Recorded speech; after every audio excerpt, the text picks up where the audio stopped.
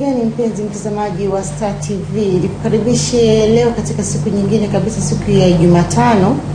Katika habari kuu siku hii ya leo, jina langu ni Sada Almasi ambaye niko hapa, nitakuwa mwenyeji wako, lakini nitakuwa pia na mgeni ambaye nimemkaribisha hapa ili kuweza kukupa wewe mawili matatu juu ya changamoto ambazo wanakutana nazo wafanyabiashara pamoja na mabadiliko ya jamii.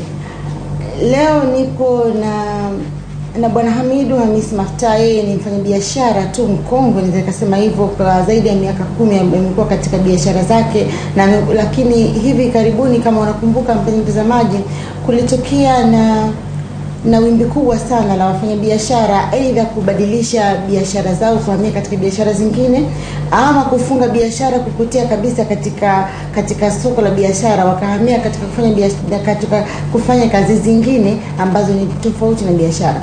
Sababu zilikuwa nyingi. Wengi walikuwa wanasema kwamba kulikuwa na changamoto upande wa mapato, lakini wengine wakasema kwamba pesa imekuwa ngumu sana. Wengine wakasema, wakawashutumu wenzao kwamba walikuwa wanakwepa kufuata taratibu za ulipaji kodi na kufuata serikali jinsi inavyotaka waende ili waweze kufanya biashara kwa usahihi. Ndio maana wameweza kukimbia kabisa katika biashara ambazo walikuwa wanazifanya, kubadilisha na vitu kama hivyo. Lakini lengo la mimi kumkaribisha mgeni huyu ambaye ni mfanyabiashara ambaye mpaka hivi sasa yupo katika biashara, ni kutuambia ameweza vipi kuweza kusimama katika biashara zake. Na jambo la pili pia, wakati watu wanahama katika hizi biashara, yeye alikuwepo katika biashara, aliona changamoto ipo wapi, na hawa waliohama walikuwa vile visingizio walivyokuwa na vitoa vilikuwa ni sahihi ama si sahihi. Nimemleta hapa kuweza kubadilishana mawazo mawili matatu. Karibu sana. Asante sana, nashukuru. Asante. Labda tu kwa kwanza, wewe ni mfanyabiashara na hapa katikati, mwanzo wa mwaka unaanza, mwaka 2017, kulitokea sana mabadiliko, watu wanahama sana katika biashara zao. Jambo hili lilikukumba? Mimi binafsi lilinikumba. Kwa sababu nilikuwa na biashara tofauti. Sema labda frame za maduka kama 5 au 6 hivi. Lakini katika mabadiliko ya kibiashara, wakati utawala uliopita na utawala uliokuja, mambo yalikuwa ni tofauti kidogo. Kwa sababu ule utawala uliopita kulikuwa kuna tunafanya biashara kimazoea, na kichokuwa kinatufanya tufungue hata frame vingi kwa sababu kuna vitu vingi ambavyo tulikuwa tuvizingatii. Unaposema kimazoea aje? Mtu amezoea kufanya biashara vipi? Unajua kipindi kile watu wengi, kwanza mtu unakuta anaweza kawa hata na duka lakini hata asiwe na leseni ya biashara, au asiwe hata na tini kwa ajili ya ulipaji wa kodi. Haya ndio mazoea ambayo yalikuwa kidogo yanafanya watu wanakuwa ni wepesi, hata mtu anaweza kutukamua saa yote, ana mtaji wake kidogo akaamua afungue tu biashara yake. Unajua nikifungua nitafanya kiujanja nitakuwa silipi kodi na vitu kama hivyo. Kwa hiyo unakuta mtu anaweza kusurvive kwa sababu anakuta halipi labda kodi. Na labda hamna watu kumfuatilia kwa nini halipi kodi na hivyo vitu kama hivyo. Ndio maana kwa watu wanaweza kudumu katika biashara kwa muda mrefu. Kwa nini mwaka huu ndio imeonekana sana? Kipindi cha nyuma hakukuwa na watu ambao walikuwa wanahama katika biashara zao ama wanafunga biashara zao? Walikuwa wanafunga, lakini ni kidogo sana. Kwa sababu unajua kipindi kile hata mimi ndio ni kipindi ambacho nilipata mafanikio. Kiukweli nilipata mafanikio sana na kuweza kuongeza mtaji wangu. Kwa sababu kusema kweli tulikuwa tunalipa kodi. Sawa, lakini sio kwa asilimia zile ambazo zilikuwa zinahitajika. Lakini sasa kutokana na hii serikali mpya ilivyoingia, mimi mwenyewe kusema kweli nilishtoka sana, kwa sababu hata mimi mwenyewe kati ya watu ambao ilibidi nifunge baadhi ya ofisi zangu. Na nilibidi kwa muda mfupi, kwa sababu nilikuwa katika ule mwaka wa mwisho wa utawala uliopita. Nilikuwa nimeandaa kama ofisi zangu 3 hivi kwa wakati mmoja. Sababu nikijua kwamba biashara itakuwa nzuri vile vile kwa muda wote kama ilivyokuwa zamani. Lakini baada ya kuwa nimeandaa zile ofisi zangu na kwa kabisa nimeshaweka na mali na kila kitu, baada ya utawala huu kuingia, kusema ukweli nikuta mambo ni tofauti kabisa. Kwa sababu kwanza wateja walikuwa hamna. Moja, so wanasema hakuna biashara, hakuna pesa. Moja. Pili, utakuta kabisa kwamba kuna vitu lazima nivifanye ambavyo vinahusiana na hiyo biashara yangu. Kwanza lazima maduka yote yawe na mashine kwa ajili ya kulipia tolea risiti. Moja. Pili, kuna ufuatiliaji mkubwa sana. Kwa hiyo ni lazima niwe na hizo mashine. Alafu na hizo mashine pia zilikuwa kidogo zina gharama kidogo. Lakini nijitahidi kwa sababu nilikuwa tayari labda nilikuwa na maduka mengine ambayo yale makongo ya zamani. Nikasema haya mapya kusema kweli sintayaweza. Kwa hiyo ni kweli kwamba wafanya biashara walikuwa wanafanya biashara bila kuwa na leseni za biashara? Wengi tu. Wengi tu. Mimi na experience sababu na ofisi zangu pale Kariakoo. Wengi walikuwa hawana hata leseni za biashara wala TIN number. Walikuwa hawana kabisa. Na tulikuwa tukikaa saa nyingine tunajadili, jamani, haya mazoea tulikuwa tunayafanya inabidi tubadilike, kwa sababu unaonekana utawala huu lazima tufuate sheria. Nilibahatika kuzungumza na afisa mmoja wa biashara.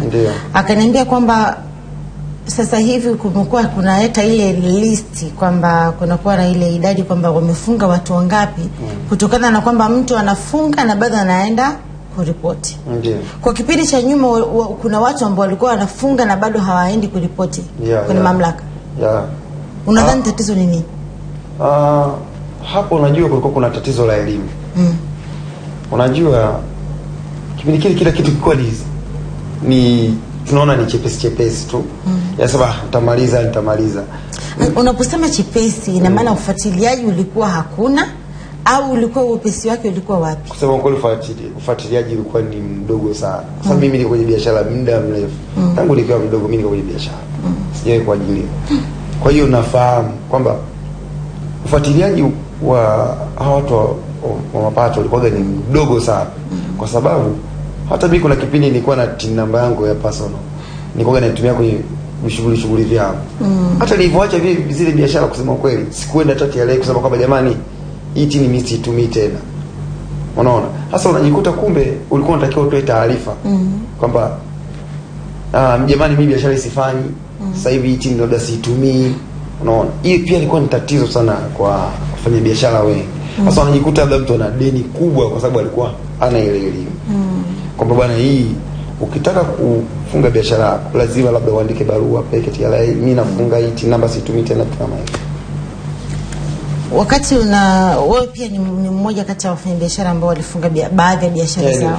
Pale ulikuwa unaajiri wafanyakazi wangapi na uliathirika vipi wewe na kuathiri wao? Kusema ukweli kama kuna kitu kiliniuma ni kufunga zile biashara, kwa sababu nilikuwa na wafanyakazi karibia 10. Mimi vijana kwa na waajiri labda duka moja nakaa 3 4. Yaani kwanza kichoniumiza sana kwa sababu ile biashara ni wakati nafungua yale maduka.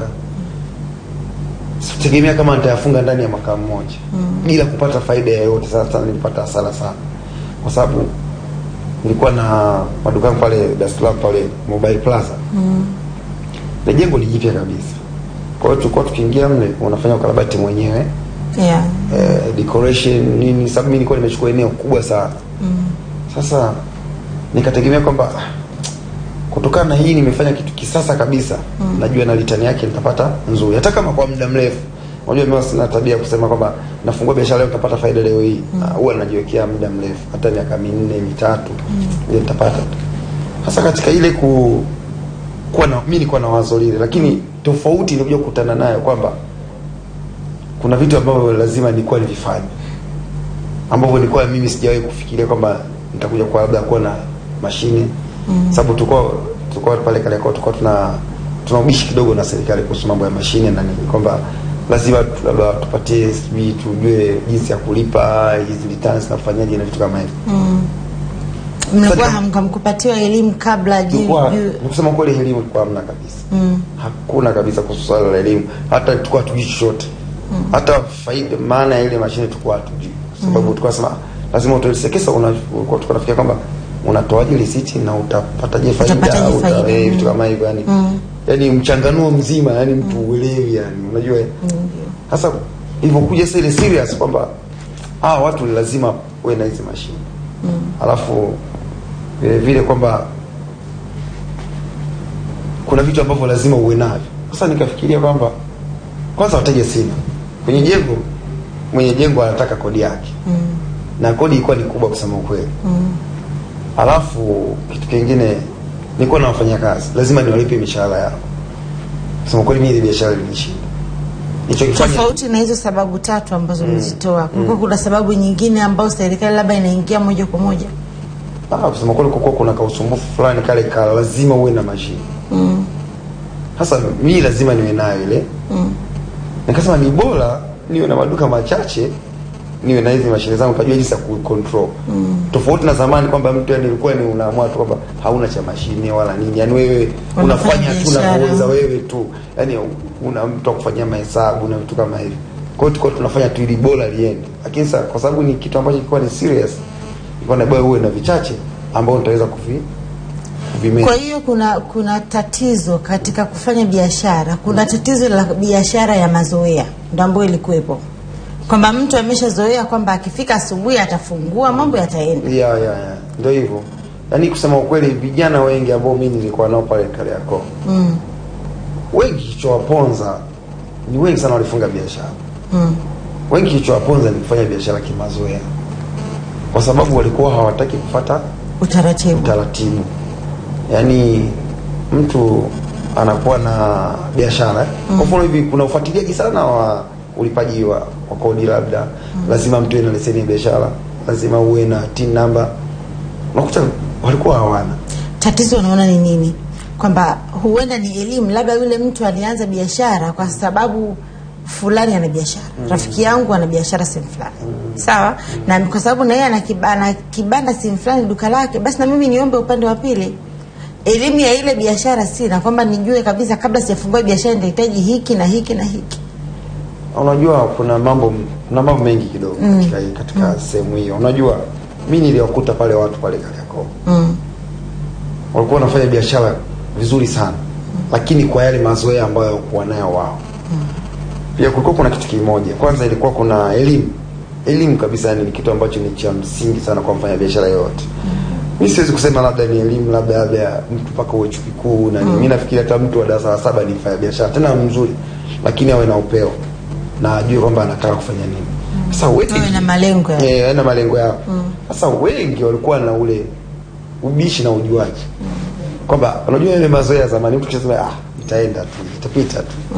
Sasa ile itapita kumbe haipiti. Serikali imeshikilia msimamo wake pale bwana, lazima uwe na TIN number. Lazima uwe na leseni ya biashara. Lazima uje kulipa kodi. Sasa unakuta walikuwa labda akija wala utatele pale. Unakuta na hizi fine offense. Labda atapigwa fine mara ya kwanza, atajitahidi atalipa. Na unaona mtaji wake ni mdogo.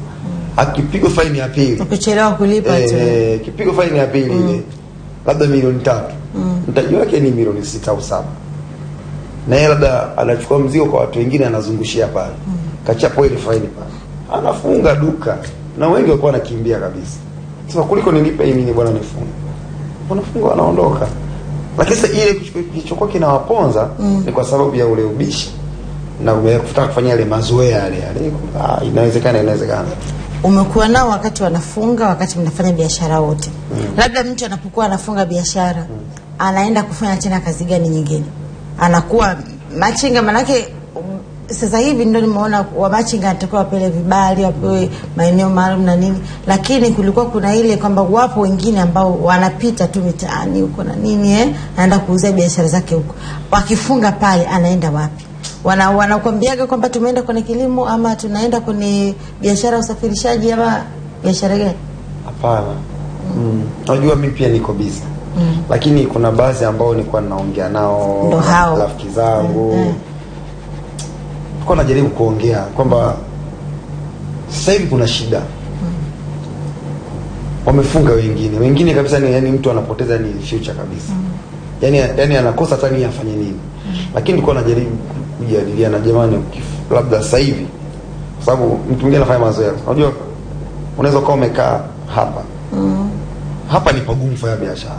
Lakini kwa sababu ya mazoea unapaweza. Lakini unaweza kwenda sehemu nyingine au mtaji wako mzuri au mtaji wako ukakutosha kufanya biashara au kahamia mkoa mwingine. Mimi ndio kwa ushauri wangu kwa vijana wengi pale na rafiki zangu. Maana hapa Kariakoo kumeshakuwa pagumu. Na Kariakoo imeshakuwa na ufuatiliaji mkubwa sana. Hapa kufanya biashara kijanja hakuna tena.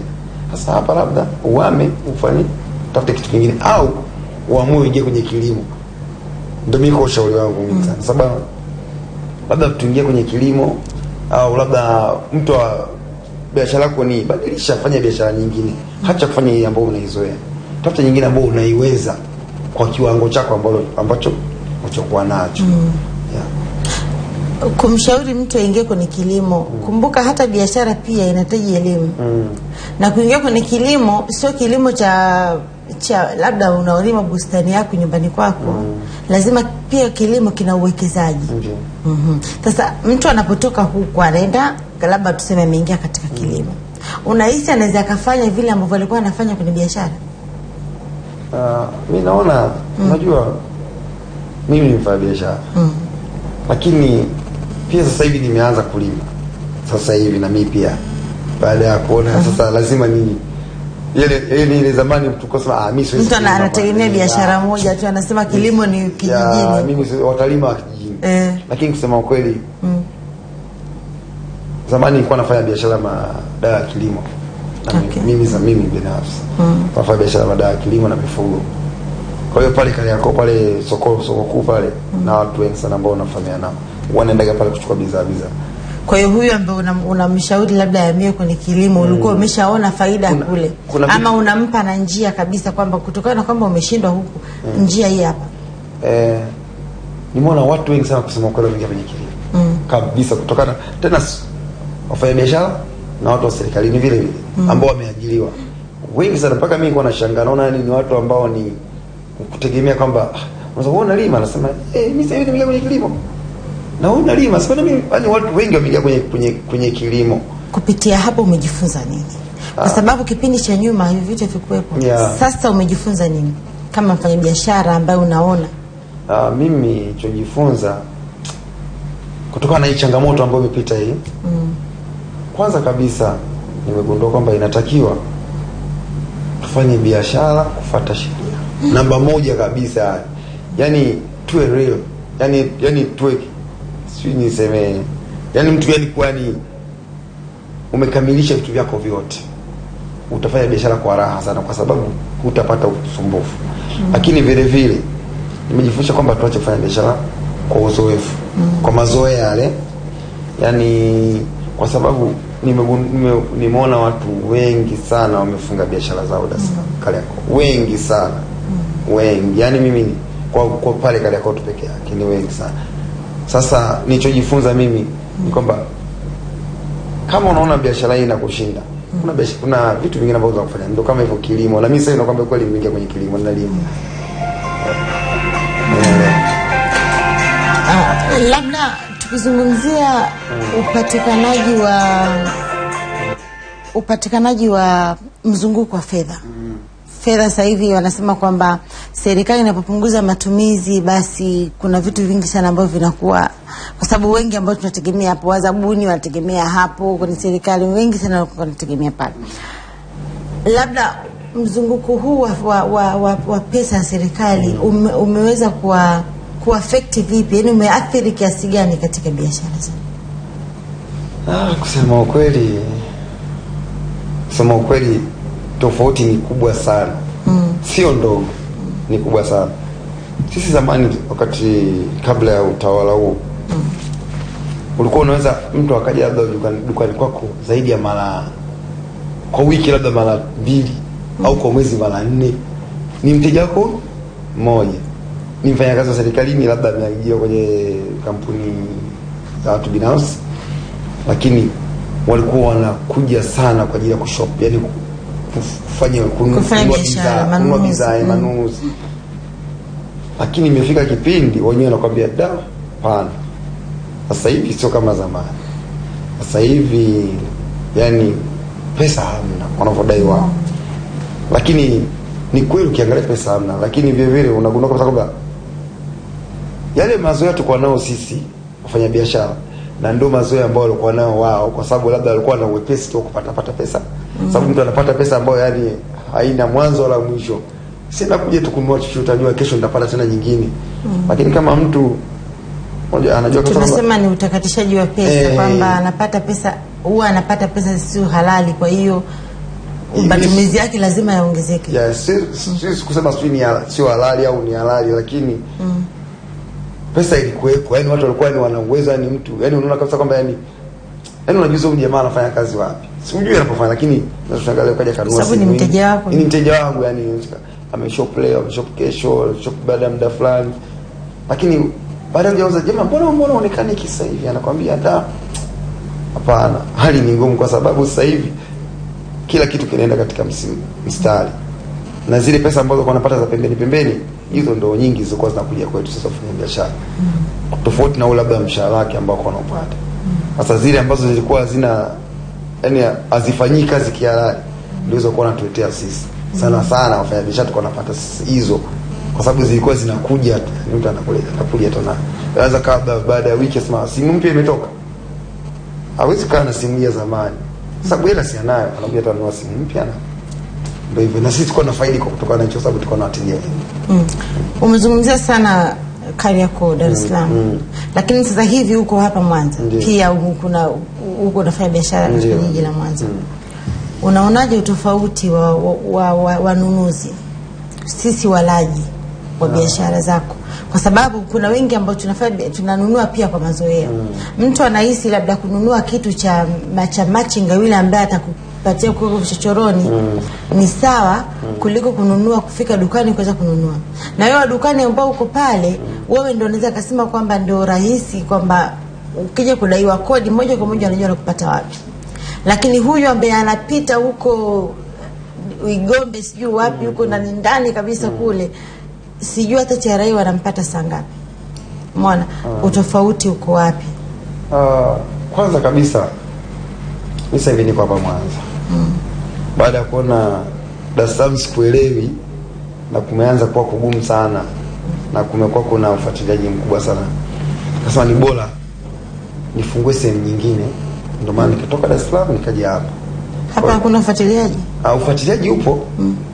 Lakini pia wateja wa hapa tofauti na wa Dar es Salaam. Sababu Dar es Salaam watu washafukuwa ni mazoea sana. Dar es Salaam ni kusema labda ni Dar es Salaam ni watu wako wanafanya kila kitu wanaona kama ni chepesi. Nimekuja kugundua kwamba baada ya kufungua hapa duka hapa la nguo hapa kwa Rock City Mall, nikafungua tena kiduka cha kuuza tu vifaa vya simu kwa Rock City Mall. Nikagundua kwamba watu wa Mwanza wanataka vitu vizuri. Lakini walikuwa wana vitu vizuri. Sasa lakini kutokana na hii swala la ulionipela wa machinga au mtu kutaka vitu ambavyo ni vya mtu kuja kununua kwangu tofauti na mtu wa barabarani. Unajua hiyo ni tatizo kubwa sana. Sijui mimi labda ningekuwa na nafasi ningeweza kuishauri serikali, kwa sababu nimekuja kugundua kwamba kuna vitu ambavyo sisi wote ni wanadamu. Mimi na familia mwenye duka na huyo machinga vivyo na familia. Lakini sasa tatizo ni kubwa. Moja, mimi nalipa kodi. Yaani nalipa kila kitu kwa mfano. Lakini kwa mfano sisi pale Kariakoo, sijajua na hapa Mwanza huko mjini, mtu kaweka kimeza mlangoni kwangu. Anauza kitu kile ambacho nakiuza mimi. Umenielewa? Mimi nishapigwa offense za kutokutoa receipt. Na nilizilipa mara mbili. Lakini huyo mtu ambaye yuko pale mlangoni kwangu, labda ni tena ni sio mlangoni, ni mtaa mzima, yani wamepangana hivi. Yani ile cover nauza mimi. Na yeye anauza hiyo na bei ya chini. Chini mara 2 yangu. Sasa najiuliza, yani kuna vitu vingine ni ambavyo yani ni real kabisa yani. Wewe mtu kama mwanadamu ule kamilika, unajiuliza, sasa huyu na mimi tofauti gani? Ulisema unataka kama ungepata nafasi ya kushauri serikali, unataka ushauri nini? Mimi nafikiri katika biashara kunaga mdogo wala mkubwa. Kwa sababu wote tunalipa kodi, katika tulipe kodi. Wote tuna familia. Na wote tunategemewa na watu. Lakini mitaji inatofautiana. Swala sio mtu. Hata mimi nilianzia huko. Sawa. Nilianza kwenye mtaji mdogo sana. Lakini kwa sababu wamesema hivi, kila mtu lazima alipe kodi. Kwa sababu kuna watu wengine kule wana mitaji midogo sana, na vitu vidogo sana. Lakini kwa sababu ana frame na mtaji wake labda unazidiwa na huyo machinga ambaye yuko hapo nje. Lakini ana frame tayari. Ina maana huyo anatakiwa na receipt, awe na TIN number, awe na mashine ya kujira ya kutolea receipt. Lakini sasa huyu ambaye yuko hapa barabarani, yani halipi chochote. Na yeye anauza bei rahisi kuliko mimi. Umeelewa? Bei rahisi mno kuliko mimi. Na vile vile yeye anawabana wateja wangu, hawawezi kunifikia mimi. Umeelewa? Na sasa hivi kwa sababu walisema kwamba waachiwe wafanye biashara, tukatae waachiwe wafanye biashara. Lakini kuna vitu fulani ambavyo ingebidi tu wape angalau sio ni wafanye kitu gani ili angalau yani waache kutuumiza sisi. Unajua kusema kweli wanatuumiza. Mimi kwa upande wangu wanatuumiza sana. Kwa sababu yani mtaa mzima wamezuia wao. Kwa sababu ukikuta mtu ambaye anataka receipt na inabidi aje kwako. Aje kwako. Yaani ambaye anahitaji receipt. Na ambaye anahitaji, lakini yule ambaye ameshazoea kufanya manunuzi ya mazoea. Na wanaumia wateja kusema kweli. Kwa sababu kuna mwingine anakuja labda ananunua kitu ambacho hakina ubora. Wengi leo unajua wengi wapo barabarani wale wanapewa vitu na watu ambao ni labda zile dead stock kama kwa Dar es Salaam mtasema mzigo wangu unatoka wanawapa wale machinga. Akishampa yule machinga anatandaza barabarani. Anaanza kuuza haraka ili amuuzie yule tajiri mwenye duka kubwa. Avishe haraka. Yule tajiri ampi yule receipt. Na machinga naye atoe receipt vile vile. Akisa mimi mwenye duka lazima nilipe kodi wakati wa kuingiza ile bidhaa na wakati wa kutoka dukani pale. Labda unasaidia na vipi? Kwa sababu umeniambia kwamba kuna vijana pia ambao unawaajiri. Kwa sababu kila mfanyabiashara hawezi akafanya biashara peke yake. Lazima kuna watu nyuma ambao pia wanamtegemea yeye. Unawasaidia vipi hao vijana? Tofauti tu na ile kusema kwamba atafika nitampatia kazi, lakini ni bora mtu umsaidie njia ya kupata pesa kuliko kumpatia pesa. Wanasema hivyo. Huwa unajitoa katika kuwasaidia hata ushauri, wanataka kuanzisha biashara. Unajua kwamba tu ile elimu kwamba asifanye biashara mazoea na nini. Kwa sababu wewe ni mkongwe na unafahamu nini ambacho tunataka kufanya. Wewe unafanya hivi kwa vijana wengine? Dada yangu. Hiyo kazi nimeifanya sana. Kwanza mimi moyo wangu ungependa kusaidia. Ndivyo nilivyo. Nimefanya sana na watu wananifuata sana kuomba ushauri wa biashara na huwa nawasaidia. Kwa mfano wakati mabadiliko yanaanza nilikuwa nakaa na wenzangu pale Dar es Salaam. Nilikuwa nakaa nao. Naambia jamani, naona hiki kinachokuja. Tunakaa vijiwe vile. Naona hiki kinachokuja. Hii haitaki mazoea. Hapa lazima tubadilike. Fanyeni 1 2 3 4 5. Yaani hapa lazima uwe na hiki, uwe na hiki na hiki ili uishi kwa amani hapa Kariakoo au kwenye biashara yako. Na mwamko unaonaje kwamba waliweza kufuata kwa kumalizia? Ni wachache sana walifuata. Au ni wachache sana. Kusema kweli mimi ambao walikuwa wamenizunguka ni wachache sana. Yaani mpaka walipoanza kufosiwa kwa nguvu. Ndio wali kidogo wengine walibadilika, lakini wengi walishindwa wakafunga biashara wakawa wametoka. Basi mimi nikushukuru sana kwa elimu ambayo umeweza kutupatia na kuwapatia wale wafanyabiashara wengine. Unajua mtu kabla hajaingia kwenye biashara anakuwa na wasiwasi kutokana na hii, anaona mabadiliko haya hawezi kwenda nayo, lakini kumbe unaweza ukaenda nayo. Unaweza ukaenda nayo na ni kufuata tu sheria tu, kwa sababu sasa hivi ni tofauti na zamani. Cha msingi tu ni kufuata tu sheria za biashara, uwe na leseni na tini na uwe unalipa kodi zako serikalini. Nikushukuru sana, nashukuru sana kwa kuweza kufika hapa studio. Mpenzi mtazamaji wa Star TV, tulikuwa na Hamidu Hamisi Maftaa. Yeye ni mfanyabiashara tu kwa zaidi ya miaka 10, amekuwa amedumu katika biashara yake na zaidi, na alikuwa hapa kuweza kutupa tu mawili matatu kwamba changamoto za biashara zipo, lakini tunaweza kwenda nazo vipi katika mstari ulionyooka ili tusiweze kupata matatizo haya ambayo tunayahadithia. Jina langu ni Sada Almasi ambaye nilikuwa nakuletea leo tuongea asubuhi katika sehemu ya habari kuu, na kuacha kwa sasa hadi wakati mwingine tutapata kuona mjadala mkuu muda si mrefu. Kwaheri.